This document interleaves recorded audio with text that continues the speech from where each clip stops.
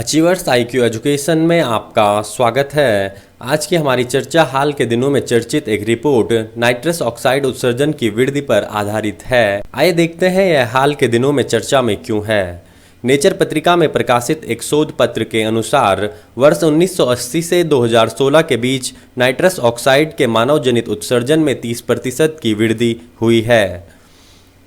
आइए जानते हैं इससे जुड़े हुए कुछ प्रमुख बिंदुओं के बारे में। यह शोध कार्य अंतर्राष्ट्रीय नाइट्रोजन पहल और global carbon project of Future Earth द्वारा संयुक्त रूप से आयोजित किया गया था, जिसमें 14 देशों के 48 संस्थानों के 57 वैज्ञानिक शामिल हुए।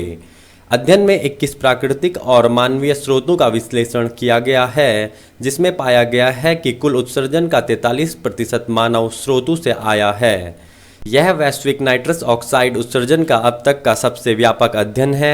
इसमें प्राकृतिक तथा मानवजनित दोनों स्रोतों से उत्सर्जित नाइट्रोजन का अध्ययन किया गया है। यदि बात करें नाइट्रोजन के ऑक्साइड की, तो नाइट्रोजन ऑक्साइड को ओजोन का पूर्ववर्ती माना जाता है, जो ओजोन के समान क्षोभ मंडल में एक ग्रीन हाउस गैस है। नाइट्रोजनों के 5 ऑक्साइडों में से केवल 3 अर्थात नाइट्रोजन डाइऑक्साइड, नाइट्रिक ऑक्साइड और नाइट्रस ऑक्साइड ही महत्वपूर्ण मात्रा में वातावरण में मौजूद हैं। नाइट्रोजन के अन्य 2 ऑक्साइड नाइट्रोजन ट्राइऑक्साइड और नाइट्रोजन पेंटाऑक्साइड हैं। नाइट्रोजन ऑक्साइड अम्लवर्षा और क्षोभ मंडल में ओजोन के निर्माण में प्रमुख भूमिका निभाते हैं।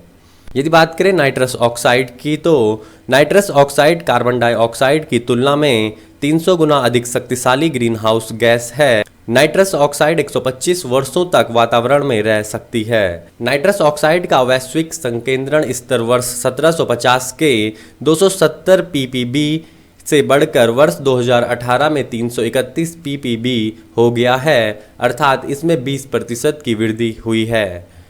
मानव जनित उत्सर्जन के कारण पिछले 5 दशकों में इसके संकेंद्रण में सर्वाधिक वृद्धि हुई है। वर्तमान में नाइट्रस ऑक्साइड ओजोन परत के लिए सबसे प्रमुख खतरा है, क्योंकि इसका संकेंद्रण लंबे समय तक वातावरण में बना रहता है। विकासशील देशों यथा भारत, चीन और ब्राजील आदि का नाइट्रस ऑक्साइड के उत्सर्जन में प्रमुख योगदान है।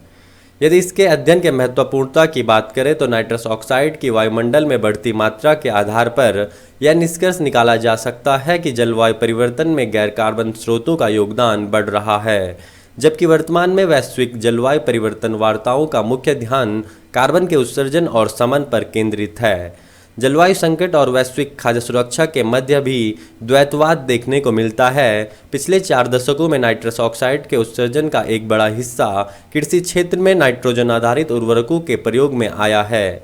भोजन तथा पशुचारे की बढ़ती मांग के कारण नाइट्रस ऑक्साइड के उत्सर्जन की मात्रा में वृद्धि हो सकती है। यदि आपको अचीवर्स IQ के द्वारा दी गई जानकारियाँ यूजफुल लगती हैं, तो वीडियो को लाइक करें, अपने दोस्तों के साथ शेयर करें और कमेंट जरूर करें। Thank you and thanks for listening.